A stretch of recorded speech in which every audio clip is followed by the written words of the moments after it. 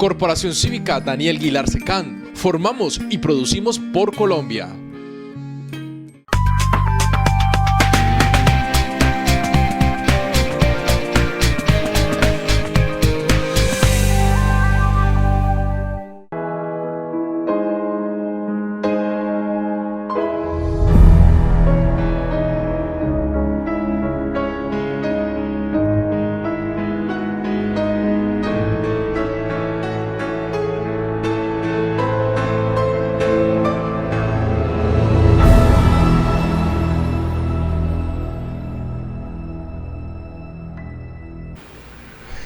Muy buenas tardes, saludo fraterno para toda la teleaudiencia del Canal 2.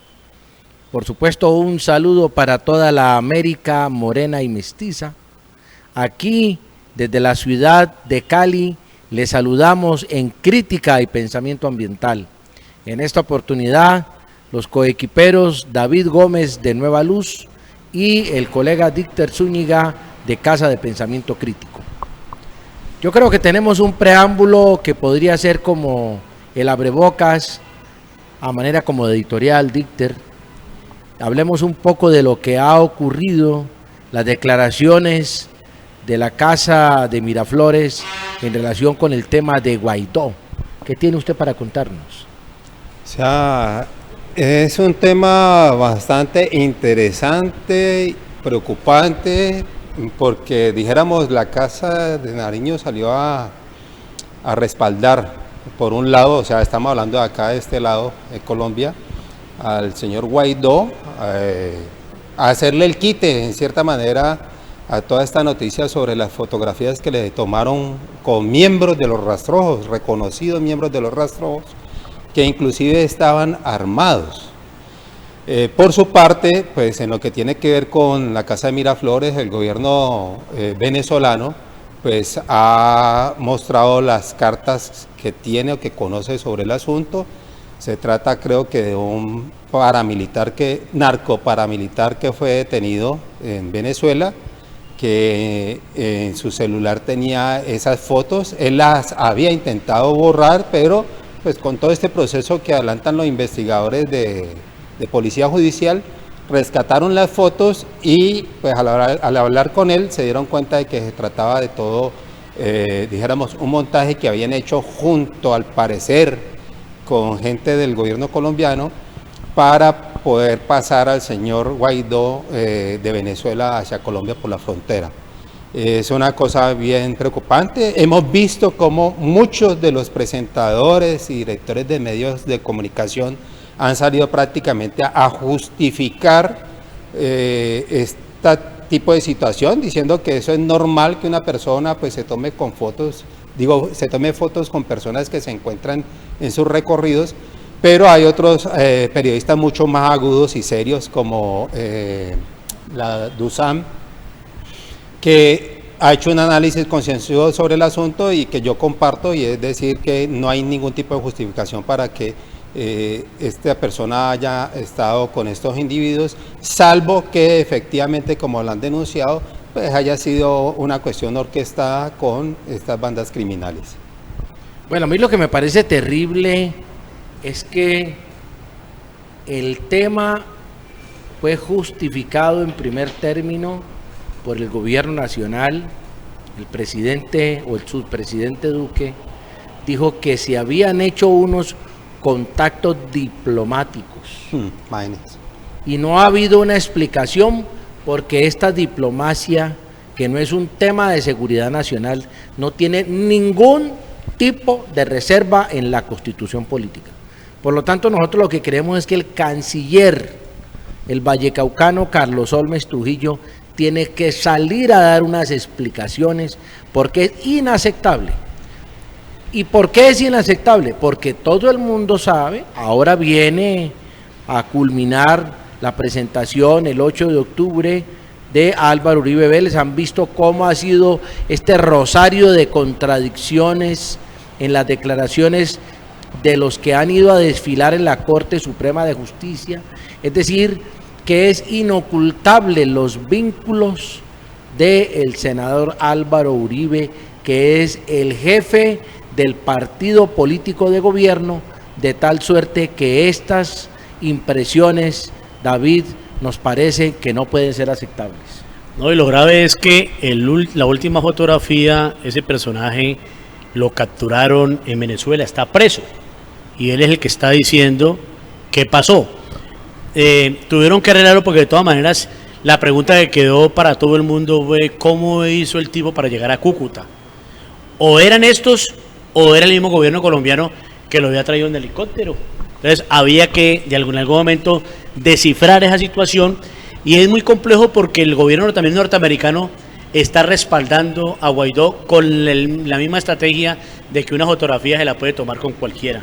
Claro, nos podemos tomar con cualquier persona una fotografía, pero esa fotografía están diciendo que ahí hubo un plan estratégico, un operativo para la seguridad del señor Guaidó y su gente, para poder pasar a la frontera hacia Cúcuta y poder hacer todo lo que hicieron de tratar de pasar los alimentos que en el fondo no pudieron.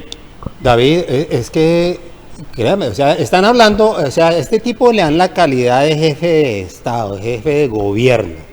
O sea, para que pueda pasar de Venezuela hacia Colombia en la frontera, por un lado debe tener dijéramos, un grupo de seguridad que lo rodea. Por otro lado, tiene que tener conocimiento del gobierno colombiano, que es el que lo respalda. Por lo tanto, esos encuentros con estos personajes y con arma en cinto, pues no tienen ninguna otra explicación que es lo que todos ya más o menos intuimos, y es que hacen parte de un engranaje, dijéramos, del ala no oficial, pero militar, de un gobierno que realmente está siendo duramente cuestionado. Ahora uno no se explica con qué cara van a ir ahora a la ONU, donde se van a tratar problemas de cambio climático, de cómo se está dando el desarrollo de estos objetivos de desarrollo sostenible, etcétera. Cómo van a ir a presentar como tema primordial para Colombia el problema que hay con Venezuela, que supuestamente está, dijéramos, acompañado de los miembros de las FARC. O sea, esto no tiene ningún tipo de presentación lo que está sucediendo con el canciller Carlos Holmes Trujillo y con ello con el gobierno colombiano. Bueno, porque es que miren, cuando uno ingresa al territorio nacional o ingresa a cualquier país, tiene que pasar por inmigración. Y entonces no hay una nota de inmigración anunciando la llegada del señor Guaidó. Esto es una cosa clara y concreta. Y entonces, pues nos preocupa, dijéramos, como un abrebocas, decir que esta es una situación sumamente confusa, sumamente compleja, porque ello está corroborando que el país está en un desatino, y el desatino nos genera una incertidumbre porque el gobierno nacional está en manos de un partido de derecha representado por Álvaro Uribe Vélez, quien ha sido, dijéramos, duramente cuestionado como nunca lo había sido durante este gobierno, porque ya dijéramos la correlación de fuerzas es distinto. Paradójicamente alcanza el gobierno, pero no tiene toda la fuerza política en el Congreso de la República, y ello evidentemente lo ha debilitado. Doctor Parado, pero recordemos que no solamente es incidente, el incidente con Uribito, que llegó supuestamente extraditado desde Estados Unidos, y lo desaparecieron en par de segundos y terminó supuestamente, dicen que está en la escuela de caballería. Entonces, ¿qué migración hizo? ¿Cómo hizo para ir de allá? ¿Y en dónde está ese señor? Entonces, los amigos del señor Duque y los amigos del señor Uribe, todo ese combo, están haciendo cosas que están pasando por encima del marco institucional. Bueno, la gente hay que advertirle, o bueno, recordarles que el próximo 6 de octubre el señor Álvaro Uribe Vélez está llamado a indagatoria por este caso de... 8 de octubre. ¿Es el 8 o el 6? El 8, creo que es el 8 de octubre. Ah, bueno. Entonces, bueno, está pendiente porque hay un run de que supuestamente piensa renunciar al Congreso con el fin de dilatar esta diligencia y alegar sin argumentos válidos, o por lo menos argumentos jurídicos válidos, de que entonces tendría que ser investigado por la Fiscalía General de la Nación. Bueno, afortunadamente ya hay un precedente jurisprudencial. Ello ocurrió cuando el señor Juan Carlos Martínez, quien acaba paradójicamente de ser favorecido con la prescripción de una de las causas penales en su contra. Eso es inaceptable porque esa prescripción ha ocurrido precisamente en la Corte Suprema de Justicia. Y la Corte Suprema de Justicia fue la que dijo que si el delito era cometido bajo una investidura que tenía fuero, no perdía la competencia así renunciara al fuero.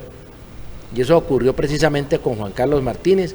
No sé si precisamente ese proceso fue el que prescribió, mi querido Dieter, usted que es un hombre acucioso de la noticia penal. No recuerdo bien el caso de Martínez, o sea, él está condenado por un caso en particular y tenía otra investigación que infortunadamente prescribió, y eso que estaba en la Corte Suprema desde mayo.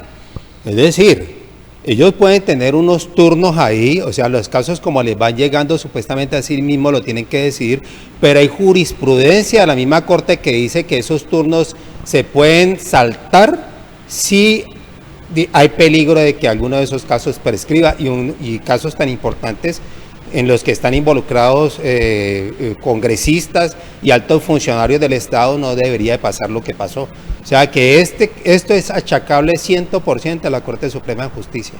Bueno, lamentable, indiscutiblemente lamentable.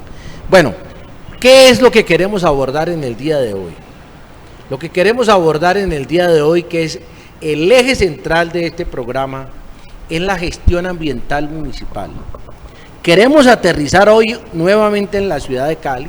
Nosotros hemos hablado, por ejemplo, de Greta Thunberg, el tema de la famosa marcha por la crisis climática del 20 de septiembre, que tuvo pues algunas expresiones en distintas ciudades del país, pero los ambientalistas dicen hay que pensar globalmente pero actuar localmente.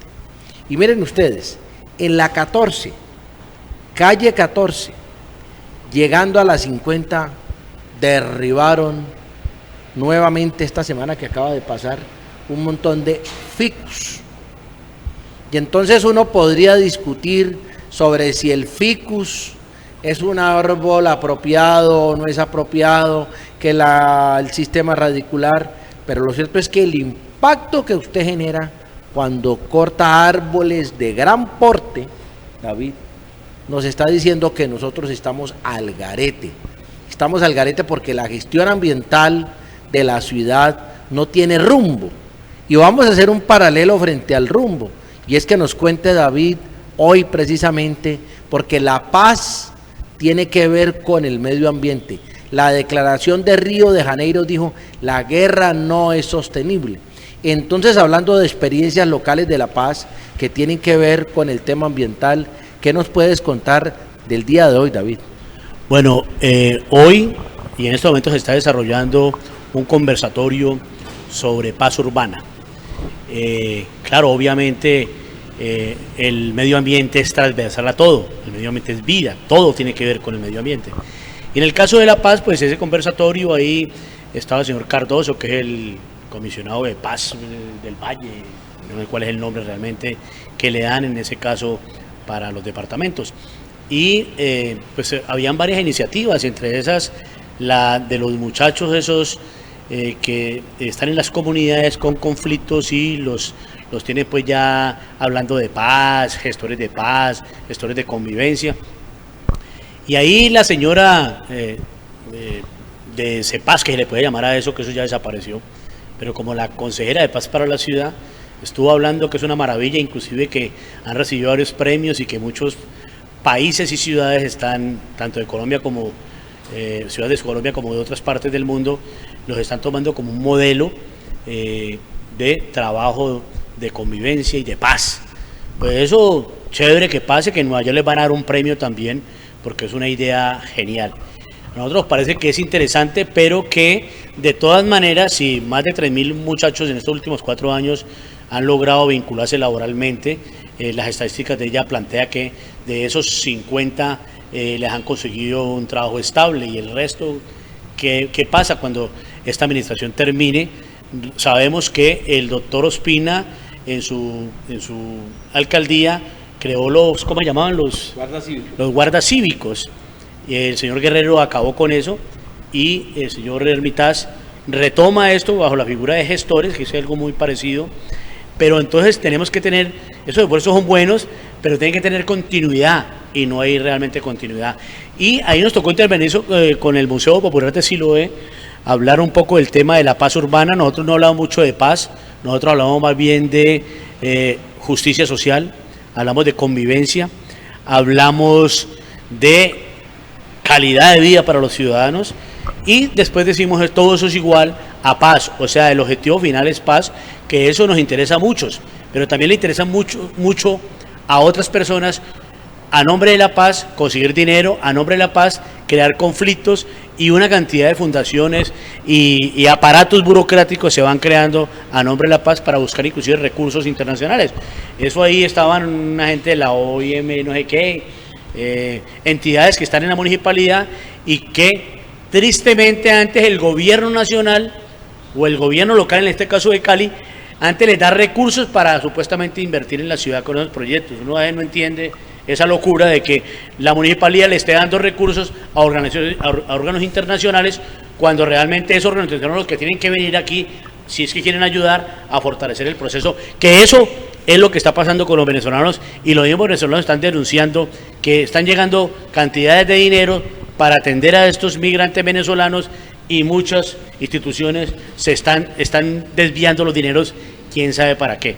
Pero en el caso fundamental, hoy tocamos el tema del conflicto urbano, de la convivencia en los barrios, pero si no hay educación, si maltratamos el medio ambiente, como acaba de decir el doctor Palao, y nos tiramos unas peroratas, unas mentiras allí de ir a sembrar 3.000, 4.000 árboles que no van a servir para nada, porque la discusión que está dando Palao sobre el ficus, pues nosotros también tenemos unas reservas con ese árbol, porque ese árbol cada rato se cae, y no solamente eso, sino que daña los andenes, daña los acueductos, daña los alcantarillados. El que se trajo ese árbol, que no es nativo, nos hizo un daño tremendo. Ahí están. ¿Cómo hacer con esos árboles? Yo no sé si reemplazarlos o qué va a pasar, arrasarlos sin tener un plan detrás de eso que sea realmente a futuro benéfico para la ciudad. Es un asesinato ambiental. Pero también hay que buscar que esos árboles, sobre todo en épocas de vientos, épocas de invierno, no nos vaya a matar a nuestros motociclistas, a nuestros peatones o la gente que va en los carros, porque eso ya ha sucedido aquí varias veces en la ciudad. Entonces, para concluir el tema del conversatorio, pues ahí estuvimos exponiendo sobre todo casos específicos de crímenes de lesa humanidad en 1985 en la Operación Navidad Limpia, y antes de diciembre del 85, en octubre primero, cuando hay una pelea entre la policía, lo que llamamos el GOS, y los milicianos del M19 en Siloé. Al otro día refuerza el ejército a la policía, y uno de los soldados, o de los sargentos o cabos, quién sabe quién sería, le disparó a un niño de 12 años, Jorge Eliezer Ramírez.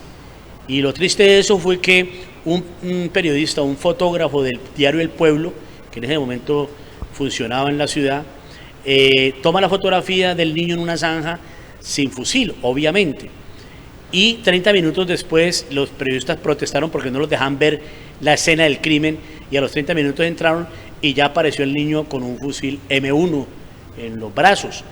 Y bueno, entonces dijeron que era un niño guerrillero y que no sé qué, y después tuvieron que aclarar que no era guerrillero. La señora le ganó una demanda y el gobierno colombiano tuvo que pagar una indemnización por la muerte de ese niño. Y los otros ciudadanos como Chabela, como Aura, como don Alfonso. Doña Chabela tenía 70 años, don Alfonso 65, Aura 25. Uno de los milicianos le dispara a un policía, los policías arremeten contra un sector que llaman El Morro, y allí un policía se enloquece, se sale del grupo de los otros policías y comienza a disparar y a decirle a la gente que vivía en ranchitos, en bareque, en plástico, en tablas, en cartón, que el que se moviera le disparaba, y obviamente Chabela, que no estaba bien de la cabeza, se movió y el tipo la cosió a tiros de fusil. Después entonces don Alfonso también se movió y también le dispararon con tiros de Galil, en ese entonces que lo estaban estrenando. Y la última ese día fue ahora una mujer de 25 años, estaba fritando unas tajaditas y entonces se le estaban quemando y ella se movió a apagar la estufa para no dejar quemar sus tajadas, y este policía le disparó y también la mató. Entonces, después en la tarde la policía llegó al sector El Morro del barrio Brisas de Mayo y le dijo que el que hablara se moría. Y entonces la gente se quedó callada, pero la gente sigue contando esas historias, y esas historias son de crímenes de lesa humanidad que son históricos en este país. La guerra de los 1000 días, la época de la violencia y todo lo que hemos tenido con estas experiencias, que la gente habla de paz, pero más bien mantengamos la memoria de estas personas, de estos estudiantes, de sindicalistas, de gente del común que ha luchado por una mejor Colombia y que se sigue persiguiendo porque siguen matando líderes sociales, sindicalistas y líderes comunitarios. Hombre, obviamente lo que pedimos aquí, si eso se llama paz, pues pedimos que eso se mengue, se pare, se deje de perseguir a esos líderes sociales y entremos en una situación de país en el sentido de que hablemos, pero hablemos francamente de cómo podemos que este país mejore a través de inversión social, a través de una buena educación, porque un pueblo, si no tiene educación, pues es un pueblo que va a tener muchos problemas, y sobre todo, en vez de ir a meternos en problemas, a solucionarle problemas a Venezuela, a tratar de cambiar presidentes allí, tratar cambiar el sistema de ellos en Venezuela, pues hombre, miremos a ver qué podemos hacer realmente en este país que lo necesita mucho. Bueno, David, después de esta disertación amplia que ha hecho David sobre el tema, mire, hablando del futuro de la gestión ambiental, si nosotros vemos las encuestas, no de los candidatos, sino de los temas, entonces el primer tema no es el medio ambiente. El primer tema es la seguridad. Y ellos le llaman la inseguridad. Sino la seguridad. O la inseguridad. O la inseguridad, por supuesto, sí, es lo que reclama la gente reclama seguridad, entonces la gente reclama cámaras de televisión, motocicletas, y entonces ocurre lo que usted estaba diciendo ahora, que era absurdo que estuviera ocurriendo. Entonces aquí el gobierno de Moris Armitage le compró un helicóptero costosísimo, que dicen que ya no está aquí. Yo, entre otras cosas, déjenme decirles una cosa, lo que pasa es que uno no tiene tiempo de hacer todo, ocuparse de todo. Pero el sobrevuelo permanente del helicóptero viola el decreto 948 de 1995. ¿En qué sentido? Porque está produciendo ruido.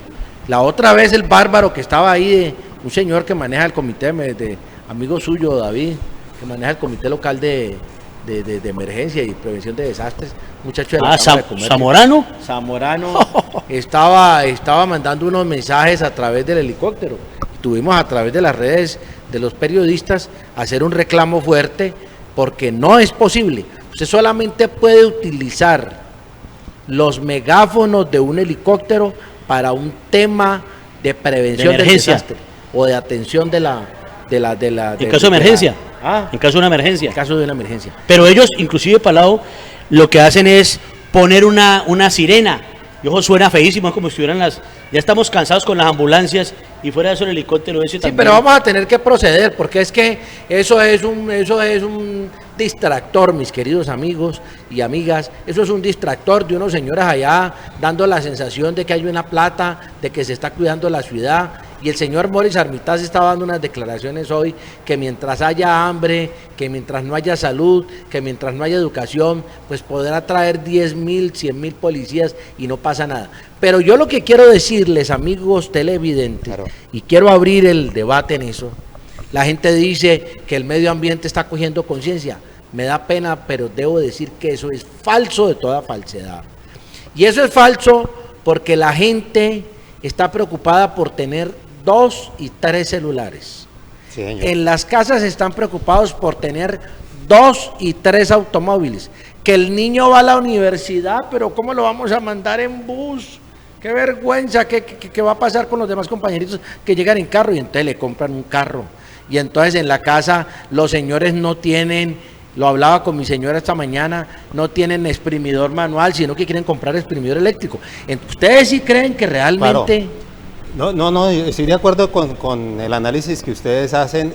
O sea, uno lo que ve es que por un lado está el discurso de la paz, que es un discurso que muchos se apoderaron de él para bajar recursos a través de fundaciones, y usted va a ver qué es lo que hacen, no hacen nada que se vea reflejado, por ejemplo, en lo que está diciendo David, en calidad de vida, en trabajo, en educación, en vivienda, en salud, en nada de eso se ve reflejado. Y por el otro lado está el discurso de guerra que en la ciudad se confunde con el asunto de la seguridad. Y entonces uno ve a estos candidatos hablando de seguridad, y para ellos seguridad es policía, para ellos es motos, para ellos es cámaras, para ellos es una cantidad de cosas que plata y más plata yéndose en instrumentos, en un personal que inclusive es una institución, permítanme decirlo, la policía es una institución que primero lo que hay que hacer es sanearla, sacudirla, porque es una de las instituciones más corruptas que hay, infortunadamente. Entonces, ¿cómo vamos a dar más recursos, más poder, más fuerza a una institución que tenemos que sanear inicialmente? Entonces, yo sí considero que efectivamente, ahora cuando hablas sobre lo del medio ambiente, efectivamente el medio ambiente lo traspasa todo. Entonces, cuando vos planteas unas políticas de seguridad en determinado sentido y vas a medir cuál es el impacto que eso tiene, por ejemplo, en el medio ambiente, vas a ver que es un impacto negativo. Igualmente un impacto negativo en lo social. Así con una cantidad de propuestas que estos candidatos están sacando, que están poniendo pues a la vista pública, que realmente cuando uno va a analizar no tienen nada que ver con medio ambiente, no tienen nada que ver con lo social. Mire, yo quiero decirles lo siguiente. Estoy esperando que de los candidatos a la alcaldía haya uno que por lo menos en la recta final diga, mi propuesta es ambiental, lo más importante es lo ambiental. Pero no, los candidatos se dejan llevar por lo que dicen las encuestas. Vaya uno a ver si eso es cierto, porque uno medio monitorea quién es el que va punteando, quién no va punteando. A uno lo que le preocupa de la encuesta es eso, ¿no? Y dice que se van a unir los 6 que quedan. Parece que van a unir, pero les quiero contar lo que se unan pasó. Para el voto en blanco. Que se unan, bueno, quiero contarles esta chiva. Esta chiva. Una chiva con una barba larguísima. La chiva bueno, ¿cómo les parece? ¿Cómo les parece que un sector de los candidatos a la gobernación, al ver pues que la politiquería, que el clientelismo tan eficaz de la gobernadora ha hecho que esa señora coja distancia con su candidata, entonces han propuesto unirse en torno al voto en blanco? Y entonces dijeron, vamos a renunciar y vamos a apoyar el voto en blanco. Si el voto en blanco saca del total de los votos, que no debería ser así, porque si uno se hace una lectura, dijéramos, sencilla, como dice el código, las palabras deben entenderse en su sentido natural, es que si el voto en blanco fuera el que sacara la mayoría de los votos, es decir, que de 2 millones de votos o de 1 millón de votos, el voto en blanco sacara 400.000 votos y ningún candidato pudiera superar esa cifra, sería suficiente. ¿No es la mitad más uno? Pero resulta que la Corte ha dicho que no, que tiene que ser la mitad más uno. En cambio, resulta que para usted ser alcalde no necesita sacar la mitad más uno. Eso es una contradicción que se ve ahí. Pero bueno, lo cierto es que hicieron cálculos y dijeron, vamos a unirnos.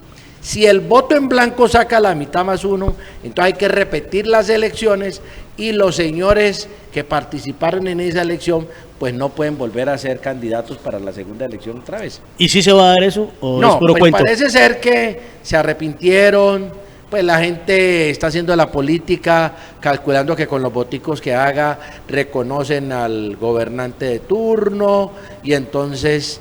Pero habría sido extraordinario. ¿Se imaginan ustedes, amigos televidentes, que esas vallas dijeran, votamos en blanco contra la corrupción, promovido por esos señores? Sería una cosa extraordinaria, porque la gente dice, en el argot popular, que votar en blanco es votar el voto. Esa es una triste realidad. Esa es una triste realidad. ¿Usted qué opina de eso, mi querido Víctor? No, el voto en blanco es un tema que hay que analizarlo de una manera bien detenida. Inclusive recuerdo que el maestro Alberto Ramos Garviras, que hoy no está aquí, en alguna ocasión me invitó a que escribiéramos algo sobre ello y alcancé a bajar unos artículos bien interesantes, unos sobre el voto en blanco. Porque hay veces que tiene una finalidad sana, pero en otras ocasiones la verdad es que termina haciéndole el juego a los que tienen el poder. Nosotros ya lo vivimos en las elecciones pasadas a la presidencia con el caso de Petro y el señor Duque. Pero en otros espacios, en otros ambientes puede ser sano, como por ejemplo el que usted está planteando ahora para la gobernación del Valle. Bueno, sí, es decir, eso no fue una idea mía. Es decir, ha habido conversaciones que se reunieron ahí, pues dijéramos, a los únicos que no invitaron fue como que a esta muchacha Griselda que Griselda le está haciendo el juego a la cosa.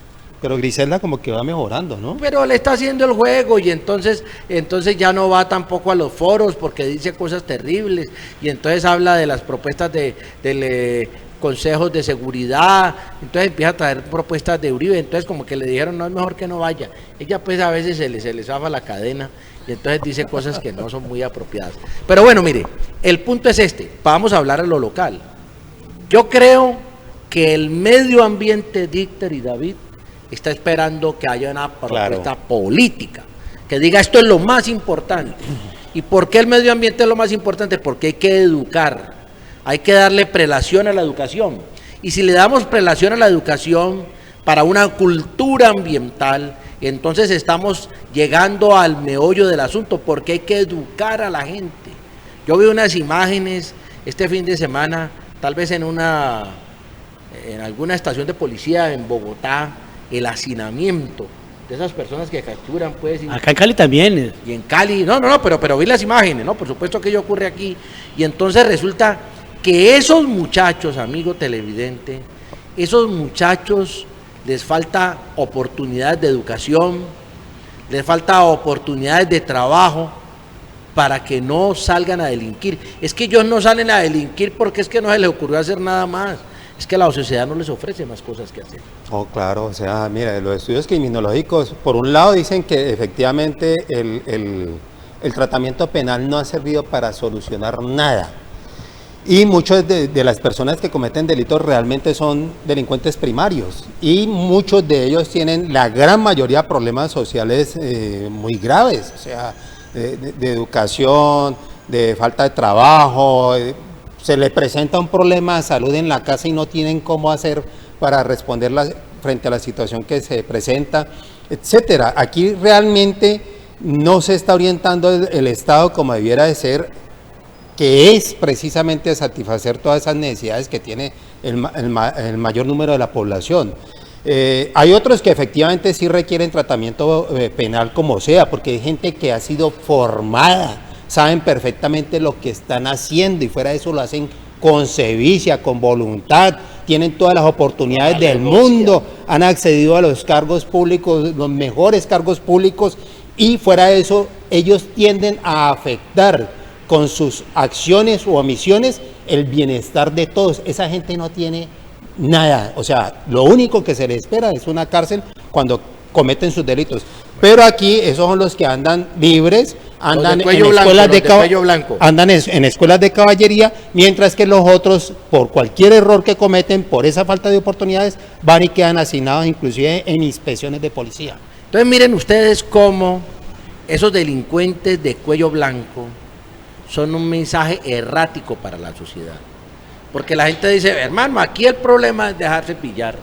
Porque mire que hay unos señores por acá que roban y los pillan y todas esas cosas, pero como nosotros no tenemos tanta plata, pues ellos roban, pero nosotros también tenemos que robar.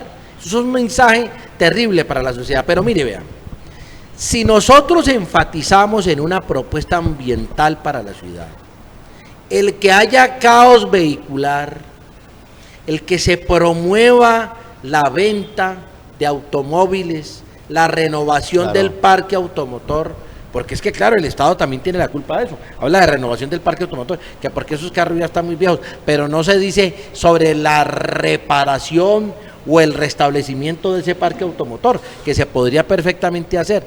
Y entonces sí, nosotros empoderamos el transporte masivo. Cuando usted va en la carretera, en la calle, y se le atraviesa un señor y usted no puede avanzar y está en una congestión, pues uno termina.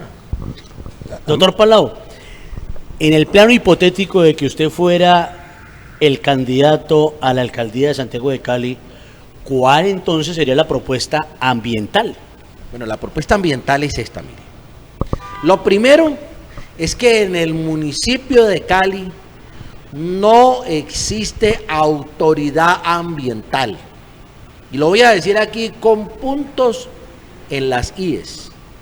La señora directora del DASMA, que es una abogada que viene de haber sido secretaria del Medio Ambiente, no contesta los derechos de petición porque está más preocupada por las inversiones que por el ejercicio de la autoridad ambiental. Pero el ejercicio de la autoridad ambiental, David, requiere en primer término de la educación ambiental, porque no es lo mismo que yo diga 2 bicicletas más 2 bicicletas que 2 carros más 2 carros, no da lo mismo. El medio ambiente tiene que permear y en el lenguaje también lo mismo. Y nosotros seguimos diciendo los pájaros disparándole a las escopetas, ¿no? Y decimos ratas sarnosas y perros sarnosos y ratas. Y entonces los pobres animales, ¿no? En el vocabulario repetimos nosotros y degradamos a un elemento fundamental que es la flora y la fauna, especies que son fundamentales. Entonces yo pensaría, primero que hay que hacer un sistema de gestión ambiental municipal. La alcaldía tiene que ser una alcaldía ambiental. Los problemas tienen que resolverse con una óptica ambiental. Y entonces en la óptica ambiental, pues hay que desestimular el uso del automóvil privado y hay que estimular que la gente camine. Es que los temas de obesidad en la ciudad están generando problemas de salud, las congestiones en las EPS, porque no hay una política que invite al saneamiento del ser, no hay una recuperación efectiva de los parques, cualquier arbolito aquí lo tumban. Yo estoy de acuerdo con el ficus como una especie invasiva, pues hay que sustituirlo.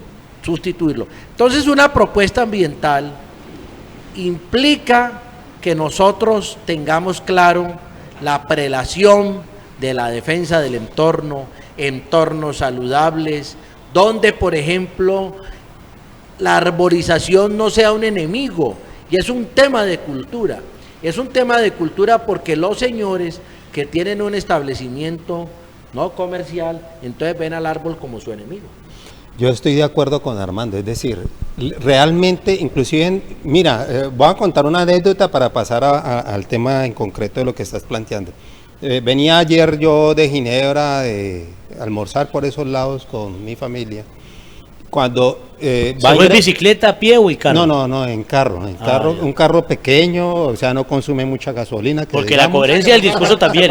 Este programa de crítica y pensamiento ambiental tiene que también tener coherencia. Oiga, pero es que notamos la diferencia apenas ingresamos por la carrera primera y entra uno por la primera, la 70, ese sector de Calima, se notó el cambio de clima tan berraco en esta ciudad. O sea, nosotros aquí estamos viviendo unas temperaturas impresionantes y eso no es gratuito.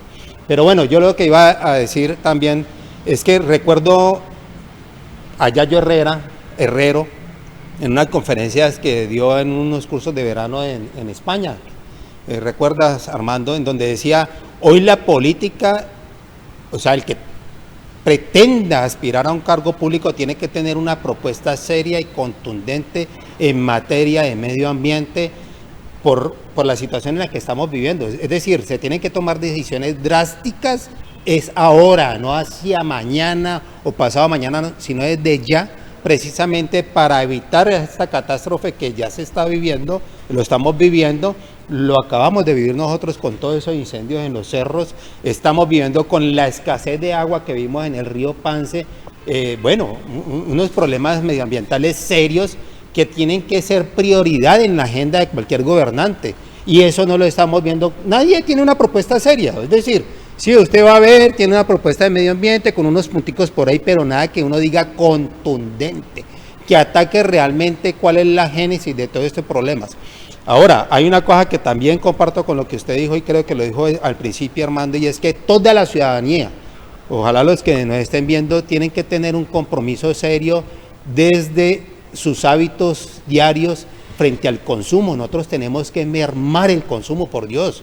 Nosotros no tenemos que seguirle el juego a esta sociedad consumista, hiperconsumista, que lo que está es depredando con los recursos, con el medio ambiente, con la naturaleza, con los animales, con todo lo que usted quiera. Ese es el papel que nosotros tenemos que desarrollar, mermarle al consumo de lo inocuo, de lo que no tiene ningún sentido, irnos a lo esencial, tener una vida mucho más sencilla si se quiere, y obviamente exigirle a nuestros gobernantes que tomen las políticas serias que les corresponden en esa materia. Insisto, si la autoridad ambiental, como lo dice el doctor Palau, pues prácticamente está desordenada, no es una secretaría, no tiene realmente autonomía. Me imagino que debía primero es convertir en una secretaría para que tenga funcionarios de carrera y no se pierda la memoria de esa cantidad de contratistas que llegan ahí por cuotas burocráticas, arreglos políticos. Y no solamente eso, sino que es que no entendemos la relación de el DASMA, que debía ser la autoridad para todo, con la Secretaría de Movilidad, o con infraestructura, o con planeación, o con las famosas curadurías. Bueno, entonces ahí era donde nos habíamos quedado en la mitad del camino. El sistema de gestión ambiental municipal, no me estoy inventando nada nuevo. Los sistemas de gestión ambiental municipal hacen parte de la agenda de Río, agendas locales, agendas ciudadanas. Ese sistema permite que se articulen todas las secretarías. Yo no creo, realmente te lo digo, David, que el problema sea que ya no siga siendo departamento o siga siendo secretaría. Porque es que ellos dicen que hay unos poquitos funcionarios y usted no es funcionario de la Secretaría de Salud, ni es funcionario de la Secretaría de Gobierno, usted es funcionario del municipio. Y yo como alcalde, de acuerdo a su perfil profesional, lo puedo poner donde tenga el desempeño. Entonces hay que sacar unos funcionarios de planeación y mandarlos al DASMA. Sacar unos funcionarios de educación y mandarlos al DASMA. Sacar unos funcionarios de cultura y mandarlos al DASMA.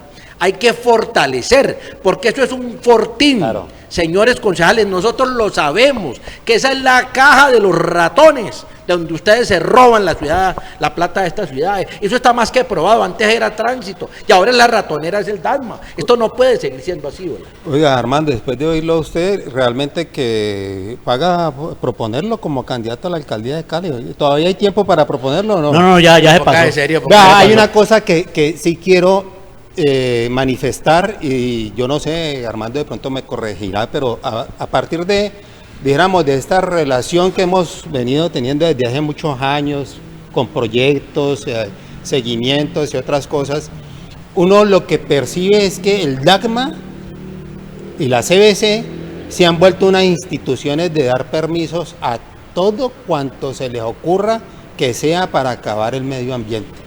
O sea, así es que yo lo estoy percibiendo a partir de, dijéramos, de estar mirando lo que sucede en Cali, y contrario a su razón de ser, a su visión, a su misión, a sus objetivos, que es precisamente proteger el medio ambiente. Uno ve que aquí talan árboles por todos lados y cuando va a haber permiso de la CBC o permiso del DACMA. ¿Y cómo sería entonces con la redistribución de la ciudad cuando ya realmente comienza a operar el famoso la ciudad distrito?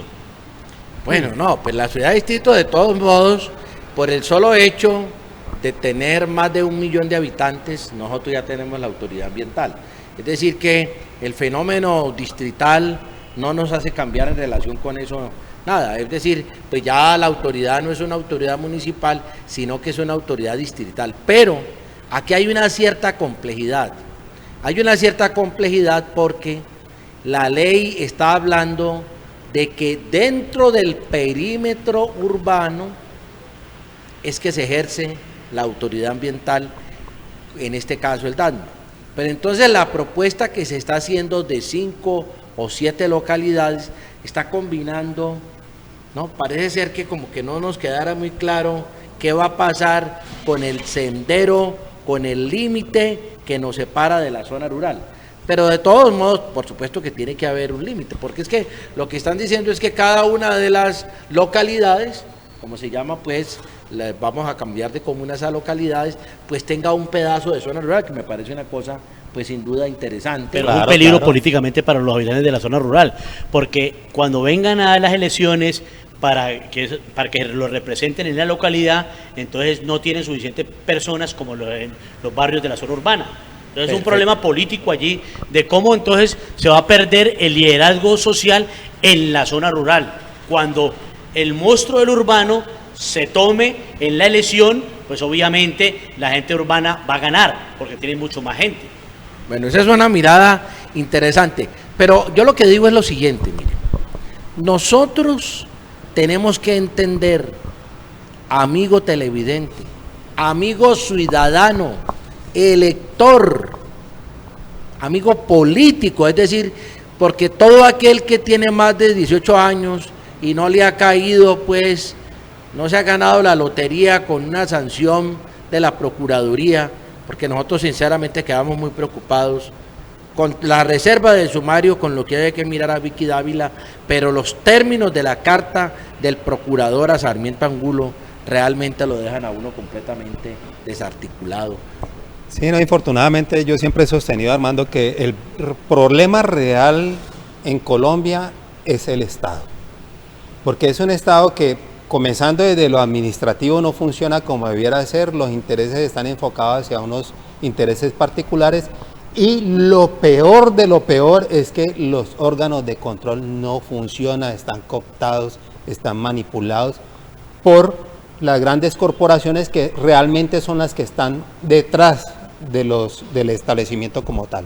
Bueno, entonces mire, frente a eso se viene hablando, aquí se hacen dizque unas rendiciones de cuentas, unas cosas pues sinceramente que dan grima. Nosotros estamos pensando en términos de la gobernanza, que lo que hay que hacer es tribunales ciudadanos de rendición de cuentas. De rendición de cuentas. A ver, señor secretario, venga acá por favor y nos cuenta cuánta plata se va a gastar usted. Eso es lo primero. Es que el presupuesto tiene que construirse desde la ciudad, pero van y lo construyen encerrados en el consejo. Eso hay que construirlo es en cada una de las comunas. Pero tú lo dijiste ahora rato, en las comunas se va a construir y la gente, los líderes comentarios quieren es más policías por la inseguridad supuestamente que existe. Para nadie es un secreto que este fin de semana de amor y la amistad, que es un día que lo ponen los empresarios, porque los comerciantes, porque el año pasado era como el 15-16 de septiembre y esta vez se pasó al 23, ¿cierto? De septiembre. Entonces, el 22 de septiembre o 21. Entonces, esto es una cuestión también comercial, pero en el marco de la celebración, este fin de semana se presentaron más de 15 homicidios en la ciudad de Cali y más de 15 familias están de luto realmente. Entonces, la transversalidad de lo ambiental es importante, pero también tenemos que mirar cómo nos llamamos una ciudad donde podamos caber todos y sobre todo al celebrar estas fiestas, hacer un trabajo muy fuerte desde las comunidades, de esos canales de televisión, para que la gente coja conciencia de que cómo nos estamos matando entre nosotros mismos. Porque aquí se evidencia que el problema de nosotros ni siquiera es la insurgencia, ni siquiera son los paramilitares a gran escala, es los problemas de homicidios en, sobre todo, las comunidades populares. Pero vea, voy a acotar algo que solamente se trata es cuando de pronto surge la noticia de un menor, una menor violada. Quiero hacer esta relación. En ese tipo de festividades del año es donde más violencia se presenta de este tipo. O sea, violencia sexual contra menores, violencias intrafamiliares, etcétera. Es decir, es una sociedad que en cierta forma tiene algo de perversa, que las celebraciones terminan en actos violentos, que después al final del año, cuando se establecen las estadísticas, es que nos damos cuenta que coinciden precisamente con épocas como estas. Bueno, claro que todo eso tiene que ver, por supuesto, Dícter, usted que es un aficionado al cine, a esa oferta comercial. Sí, claro. Ese cine violento, esas series de televisión, ¿no? Los programas, ya dice que los que vemos los programas de animales, yo particularmente no veo televisión, les debo confesar. Yo estoy aquí haciendo un programa de televisión, pero yo particularmente no veo televisión porque la oferta que me da la televisión me cansa porque a mí de todos modos, la verdad sea dicha, me cansan las noticias, porque son noticias de pura violencia, no hay un desarrollo noticioso real de lo que está ocurriendo en el campo en el sentido de la propuesta. Exacto. Y entonces es terrible. Por eso nosotros queremos, aquí no pasamos escenas de violencia, no pasamos escenas de sexo, no pasamos de ese tipo de escenas. Pero nosotros estamos invitando, amigos televidentes, se avecina, ya estamos casi a un mes de las elecciones, y entonces nosotros estamos preguntando como electores, ¿cuál es el candidato del medio ambiente? Y yo debo decirlo, a pesar de las simpatías que pueda tener, que no hay una propuesta política cuya bandera principal sea el medio ambiente. Porque no da votos. Seguramente. Bueno, sí, puede que no dé votos, pero tú has tocado un tema bien interesante, Armando, que es el del medio, el de los medios, el de las más medias. ¿Cómo manejan la idea de la violencia? Las películas son violentas. Uno se sienta a buscar algo que valga la pena y le da la vuelta a todos los canales y no encontró nada bueno. Pero eso viene de la mano, Armando, con el asunto de la seguridad. Créame que ese tipo de programación es funcional a ese tipo de gobernante que la única propuesta que tiene es una propuesta de carácter militar o policivo, porque se trata de controlar. Más que de solucionar, se trata de control. Y el control se tiene con eso, con cámaras y con policía, créalo. Claro, esa es la propuesta que ellos tienen. Ese es el punto. Miren, no nos dejemos engañar por las encuestas. Las encuestas van direccionadas. Ellos lo que quieren, los gobernantes lo que quieren es que haya inseguridad para que usted, señor ciudadano, tenga temor, tenga miedo. Y entonces diga, pues hay que elegir al señor que nos va a ofrecer la seguridad, que nos va a regalar pistolas de pronto. Eso es una cosa terrible. Y entonces están invitando al ciudadano a armarse. Y lo ambiental. Porque es que los verdes dijeron una cosa muy importante hace ya muchos años en Alemania.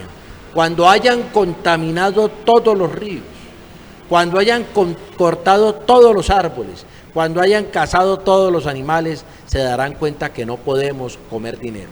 ¿Y ustedes qué opinan sobre la norma de orden nacional que inició aquí en Cali, en que la gente no puede consumir psicoactivos a 2 cuadras de los colegios, en los parques tampoco? ¿Eso es una medida que nos va a ayudar a qué? No, pues imagínese usted.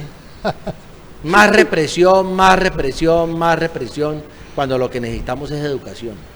Pero la gente está contenta con eso. Cuando entrevistan, los medios entrevistan a la población, eso es una buena medida. Es una buena medida porque los parques se la tomaron los drogadictos y una cantidad de cosas de esas.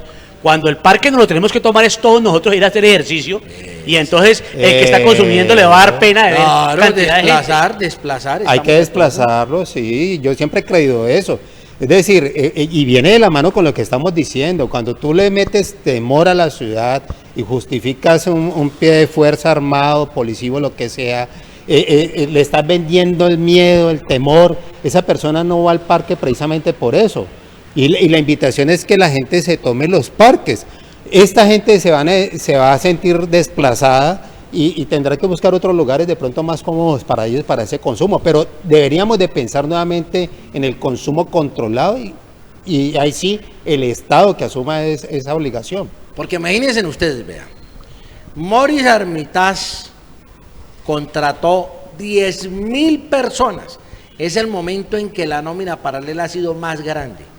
Pues nosotros quisiéramos que en los parques estuvieran esos contratistas de la Secretaría de Educación, esos contratistas de la Secretaría del Deporte, que ese muchacho fue finalmente, se le confirmó la destitución, que estuvieran los contratistas de la Secretaría de Cultura, la Secretaría de Salud, volcados, invitando a la ciudadanía a que nos tomemos con prácticas saludables, con recreación, donde palpite la vida.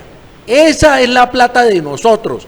Y estos bandidos se la están robando, mis queridos amigos, porque lo que menos importa es la propuesta ambiental. y nos han hecho creer que lo ambiental es lo que menos votos da. Por eso estamos haciendo un llamado. Hoy hemos querido concentrar esto, porque nosotros tratamos de abrir el debate para la crítica, para el pensamiento ambiental, porque tenemos la percepción de que es lo más importante.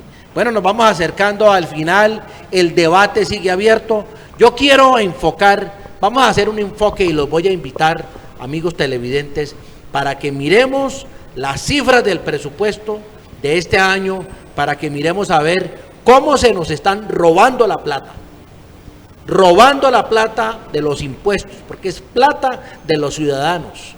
Y entonces nosotros miremos a ver cuál es la prelación real, si la seguridad o el medio ambiente, si la movilidad motorizada, por así llamarlo, o la masificación de transportes masivos, limpios, eléctricos. Bueno, nos vamos despidiendo, amigos televidentes, agradecemos vuestra sintonía y queremos invitarlos el próximo lunes a otra emisión de crítica y pensamiento ambiental, por supuesto agradeciendo a todo el equipo técnico, los camarógrafos, Johnny, el Fernando y todo este equipo humano que nos brinda su importante colaboración. Nos vemos